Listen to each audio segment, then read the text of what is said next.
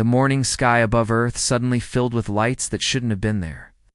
Across the world, people stopped what they were doing and looked up. Children pointed from school playgrounds, while adults pulled over on highways to stare.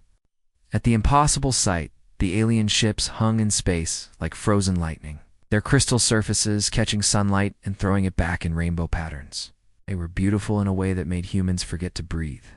Each vessel was the size of a small city, yet they moved with the grace of dancers through the void and soul. Dr. Unikim was having her morning coffee when her phone started buzzing with emergency alerts.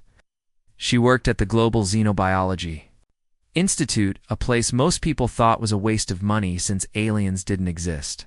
Today, her job had suddenly become the most important one on Earth. She rushed to her laboratory and stared at the data streaming across her screens. The alien ships were sending out biological signals like a heartbeat broadcast across space. But something was wrong with the patterns. "This doesn't make sense," she whispered, running the numbers again. The decay rates in their cellular signatures were all wrong. These beings claimed to have traveled from another galaxy, a journey that should take thousands of years even at light speed. But their biological markers suggested they had only been traveling for months. Meanwhile, Captain Jino Park was in his command center on Luna Station, Earth's first military base on the moon.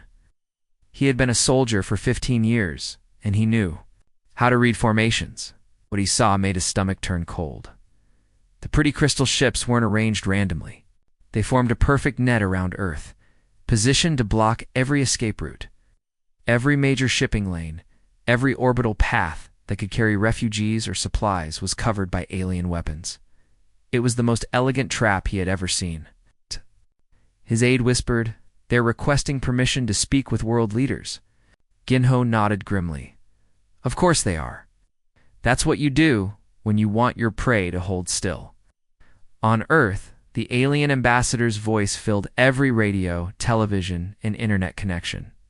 The voice was beautiful, almost singing translated by machines that turned alien thoughts into human words. "Greetings, children of Terra," the voice said. "We are the Zephyrians, travelers from the great galaxy you call Andromeda. We have journeyed far to meet you, drawn by your unique songs that echo across the cosmos." In the emergency session at the United Nations in New York, delegates from every nation argued in heated whispers. The Chinese representative wanted to know about alien technology. The American delegate worried about weapons. The European Union demanded scientific data. They could solve climate change, someone said. They could enslave us all, another replied. Dr. Unikim watched the debate on her screen while continuing her analysis. The more data she collected, the more worried she became. She had studied theoretical alien biology for years. Nothing about these Zephyrians matched what she would expect from genuine interstellar travelers. Their ships showed no signs of the cosmic radiation damage that should accumulate during a journey between galaxies. Their biological rhythms were synchronized with solar cycles, as if they had been in this system for months, not days.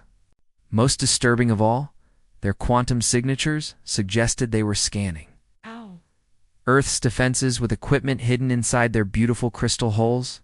Captain Ginho Park received a message from Earth Command ordering him to stand down and welcome the aliens as honored guests. He stared at the order for a long moment, then quietly began implementing Protocol 7, a contingency plan he had developed in secret. "Sir, shouldn't we be preparing a welcome ceremony?" his aide asked.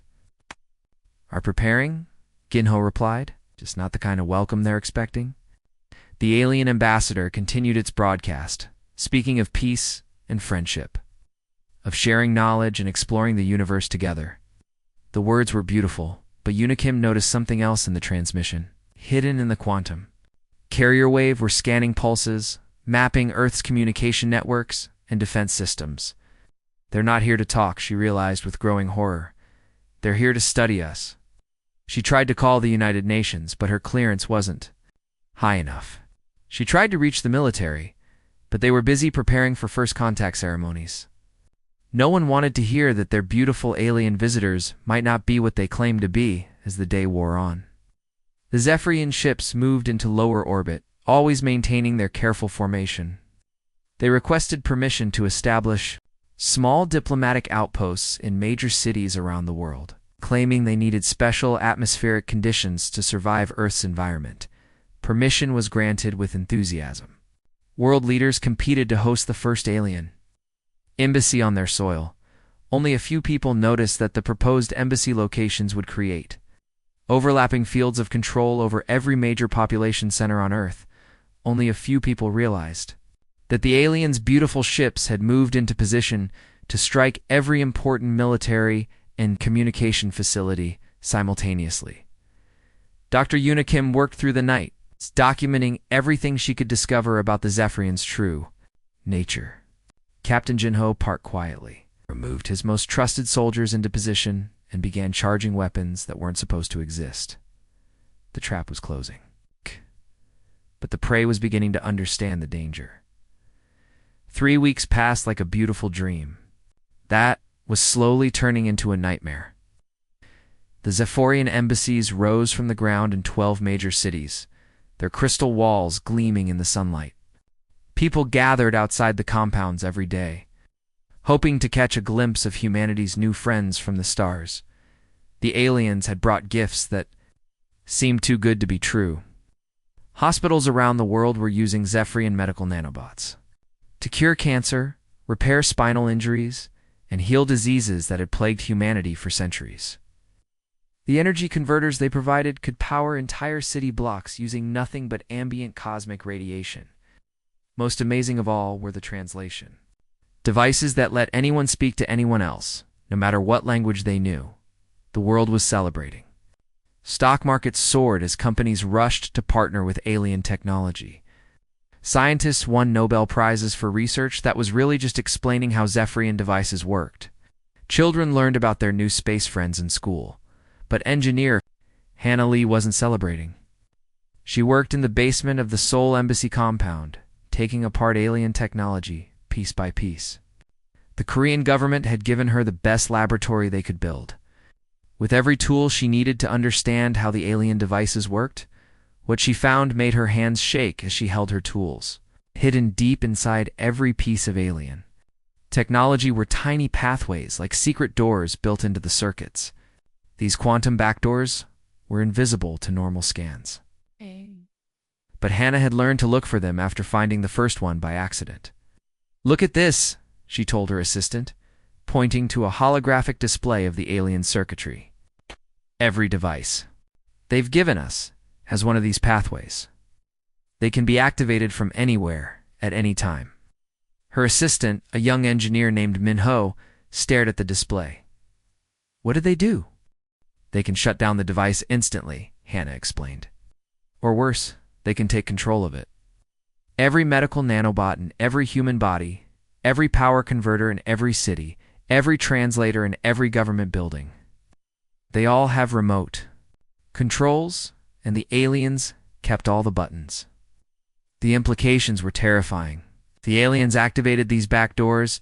They could shut down Earth's power grid, disable all communication, even control the nanobots inside millions of human bodies. It would be like having a gun pointed at the head of every person on Earth. Meanwhile, Dr. Unikim was making discoveries that kept her awake at night. The biological samples she had collected from the Zephyrians told a story that contradicted everything they had said about themselves. Their genetic markers showed they were not from another galaxy. They were not even from outside the local solar system. "They're scouts," she told her research team during a secret meeting in her laboratory. "These aren't the main force. They're just the advanced team, sent ahead to study us and prepare for something bigger." Her quantum analysis revealed energy signatures that matched a much larger fleet hidden somewhere in the outer solar system. The Zephyrians on Earth were in constant communication with this hidden force, sending detailed reports about human military capabilities, population centers, and infrastructure. When Yuna tried to warn the authorities, she hit a wall of bureaucracy and resistance. The UN Security Council refused to see her. Government officials who had been eager to meet with her just weeks ago now wouldn't return her calls. Most disturbing of all, some of the world leaders who had been most enthusiastic about the alien alliance seemed to have changed. They spoke differently, moved differently, and their medical scans showed unusual neural activity in their brains. Yuna suspected the aliens had found ways to influence or control key human leaders. Captain Ginho Park was conducting his own investigation. From Luna Station, his military satellites had been watching the alien embassy compounds since they were built. And what he saw through the cameras made his blood run cold. The embassies weren't just diplomatic buildings. They were fortresses, designed to control the cities around them. Each compound was positioned to create overlapping fields of fire that could dominate entire metropolitan areas. The beautiful crystal towers weren't just decorative, they were weapons platforms capable of projecting energy beams that could level city blocks. "They're not embassies," he told his second-in-command during a secure briefing. "They're invasion bases. Each one is positioned to control a major population center. If they activate all 12 simultaneously, they can hold hostage every major city on Earth." The alien compounds were connected by a network of underground tunnels that didn't appear on any official blueprints. These tunnels led to launch facilities that could deploy small spacecraft, allowing the aliens to move forces quickly between cities or evacuate if necessary. Ginho's analysis revealed that the Zephyrians had been studying human military doctrine and had positioned their bases to neutralize Earth's most effective defense strategies. They knew exactly where human weapons were stored, how quickly troops could be mobilized, and which communication networks were most critical to Earth's defense. As the evidence mounted, a small group of scientists and military officers began to understand the scope of the deception. The aliens hadn't come to establish peaceful relations. They had come to prepare Earth for conquest. They had spent 3 weeks mapping every weakness in human civilization. The beautiful crystal ships still hung in orbit, still broadcasting messages of peace and friendship. But now a few humans knew the truth. The question was whether they could do anything about it before the trap was sprung. Time was running out, and the prey was finally beginning to understand the nature of their predators. The clock struck 3 in the morning when the world changed. Forever, in every time zone across Earth, the moment arrived with perfect precision. In Tokyo, office workers were heading home from late shifts. In London, night shift nurses were checking on patients. In New York, police officers were patrolling empty streets.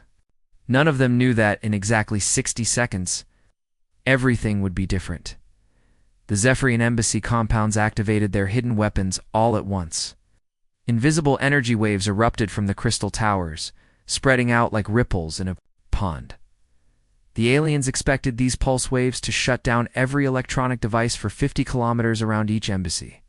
No lights, no phones, no computers, no weapons. Just darkness and helplessness. But the darkness never came in Seoul. The city blazed with light as emergency power systems roared to life. Engineer Hannah Lee had spent 3 weeks secretly replacing key parts of the power grid with modified versions that could resist the alien pulse weapons.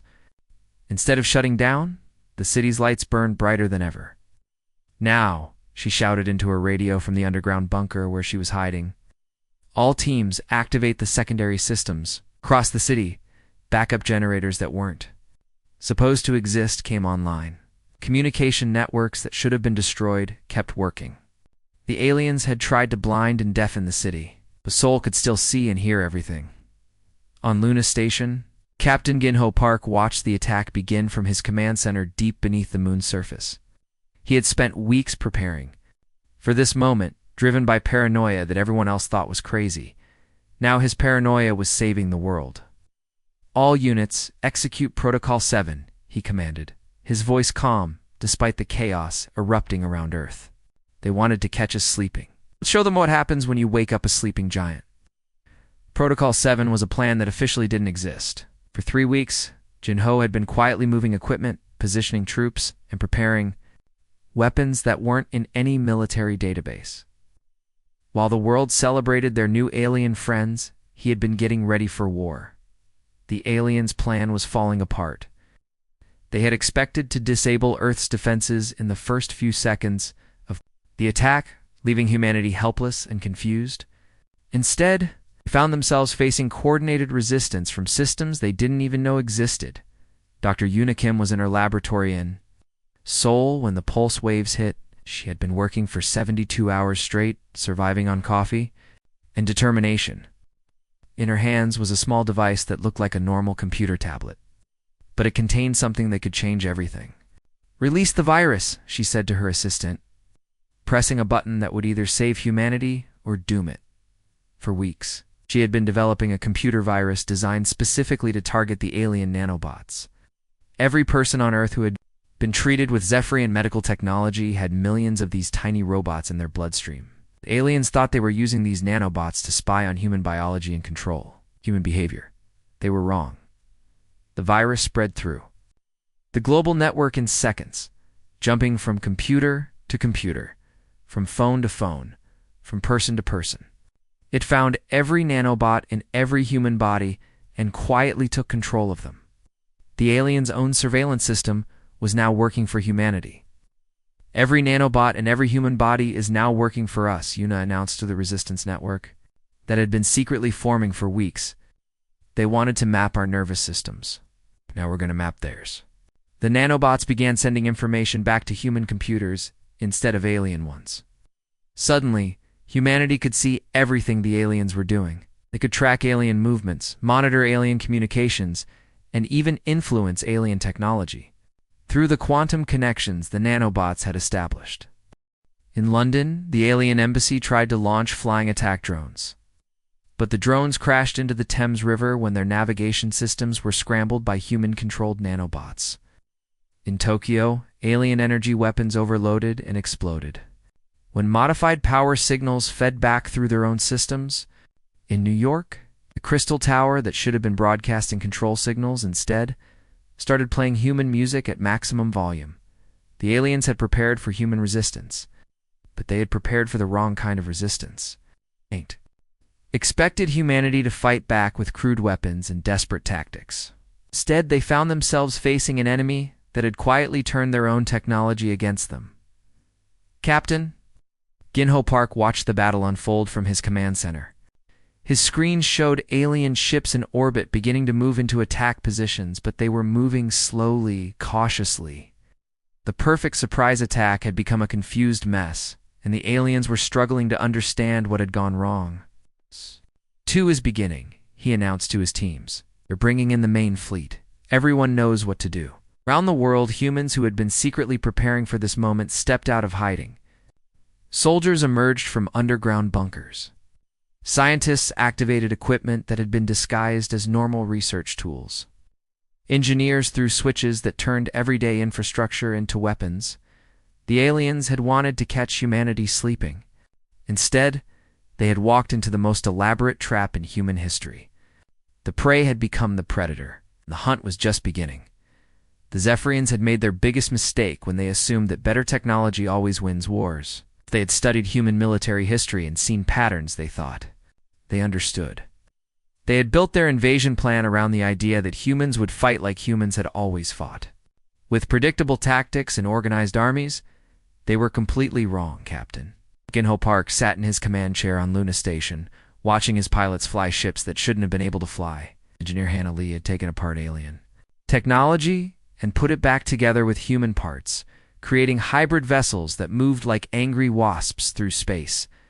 "Blue Squadron, dive under their formation and come up behind them," Ginho ordered. "Red Squadron, pretend to retreat and then loop back when they follow you."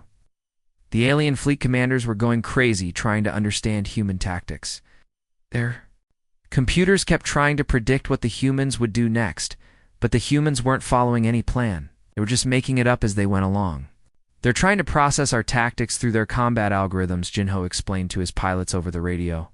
"But we're not following any algorithm. We're just making it up as we go along." This was exactly what the aliens couldn't handle. Their ships were designed to fight other aliens who followed logical battle plans. When faced with humans who would suddenly decide to ram their ships into alien vessels while screaming old song lyrics, the Zephyrian computers had no idea how to respond. The alien ships were beautiful and powerful, built to survive attacks from conventional weapons. But Hannah Lee had discovered something interesting about their crystal hulls. They vibrated at specific frequencies, like giant tuning forks floating in space. If you hit them with the right sound waves, they would shake themselves apart. Like breaking a wine glass with a singer's voice, she had explained to the engineering teams. Except the wine glass is the size of a city, and the singer is a modified radar dish. Human ships began broadcasting modified radio signals that made the alien vessels ring like bells.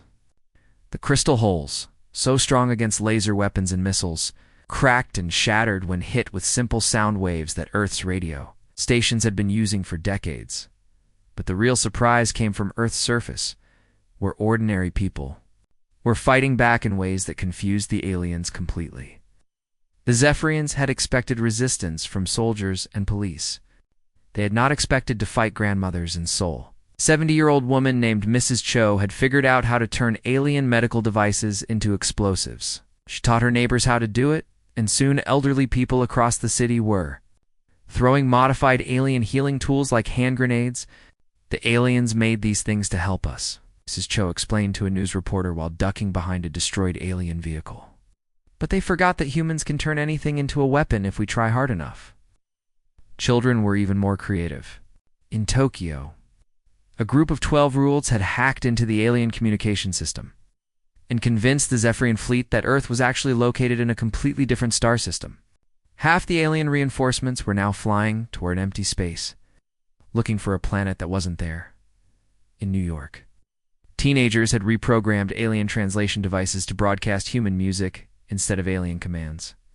Zephyrian soldiers found themselves listening to pop songs when they tried to call for backup. Dr. Yuna Kim was making discoveries that changed everything. She had captured several alien prisoners and was studying their biology in her laboratory. What she found explained why the aliens were struggling so much. They're from a planet with a much weaker magnetic field, she explained to the defense council during an emergency meeting. Earth's electromagnetic environment is literally toxic to them if we amplify it correctly. The aliens were like deep sea fish brought to the surface. Earth's magnetic field was so much stronger than what they were used to that it made them sick and confused. Their technology worked fine in space, but near Earth's surface started to malfunction. Human engineers quickly developed electromagnetic pulse weapons that could disable alien equipment and make alien soldiers so dizzy they couldn't fight. The weapons were simple modifications of existing technology. It's the kind of thing humans had been building for decades. The tide of battle turned as humans demonstrated their greatest evolutionary advantage. They could adapt and innovate under extreme pressure. What had begun as a carefully planned alien invasion had become a chaotic free-for-all. And chaos was humanity's natural element. The aliens fought like they had always fought, with discipline and coordination and logical tactics. The humans fought like humans, which meant they fought dirty creatively, and with absolutely no regard for what was supposed to be possible in space. Human pilots were using alien ships as clubs to beat other alien ships. On Earth, civilians were turning alien gifts into weapons and alien technology into toys. The Zephyrians had come to conquer a primitive species, but they had walked into a fight with the most unpredictable and resourceful species in the galaxy. The hunters had become the hunted, and they were learning that humans don't just fight to win, they fight to survive. There's a big difference between those two things. The end came faster than anyone expected, but not in the way the aliens had planned. High above Earth, the massive Zephyrian mothership charged its planet-killer weapons. These were guns designed to burn entire continents, to turn oceans into steam, to end all life on a world in minutes. The alien commander, desperate and confused by weeks of failed attacks, gave the order that should have ended humanity forever: fire all weapons, sterilize the planet. The great guns fired, sending beams of pure energy toward Earth's surface. But something was wrong. The beams that should have struck major cities instead hit empty ocean. Shots aimed at military bases struck uninhabited mountains. The precise calculated genocide the aliens had planned became a series of random, ineffective attacks. Dr. Yuna Kim watched from her underground bunker in Seoul as the alien weapons misfired again and again. Her virus had done more than just take control of the nanobots in human bodies. It had infected the aliens' targeting systems, making their most powerful weapons as useless as broken toys. They can't hit what they're aiming at, she announced. To the Global Resistance Network, their own technology is fighting against them. Hey, but the battle wasn't over. The alien mothership still hung in orbit like a crystal mountain, and inside it were thousands of Zephyrian soldiers preparing for a final assault. If they couldn't destroy Earth from space, they would land and try to conquer it piece by piece. That's when Captain Jinho Park made his decision. He sat in the pilot seat of a ship that shouldn't have existed. A hybrid craft built from stolen alien technology and human creativity. The ship looked like it had been built by someone who had never seen a spaceship before, but had very good ideas about what one should do. All units. This is Luna Base, he spoke into his radio. I'm going after the mothership. Keep the smaller ships off me. His ship moved through space like nothing the aliens had ever seen. It flew like a spacecraft when it needed to, but it could also spin like a top, bounce like a ball, and even fly backward while shooting forward. The alien pilots trying to intercept him couldn't predict what it would do next because it was doing things that no rational spacecraft should be able to do. For Earth, Ginho said simply as he began his attack run on the mothership. The climactic battle showcased humanity's greatest strength. All across the world, people who had never worked together before were now fighting side by side. Korean engineers shared their knowledge with Brazilian pilots. American scientists collaborated with Russian tacticians. African mathematicians solved problems that had stumped European physicists in the command centers of a dozen nations. Languages mixed together as people shouted instructions, shared discoveries, and coordinated attacks.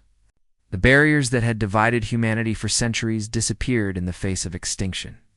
They weren't fighting as separate countries anymore. They were fighting as one species.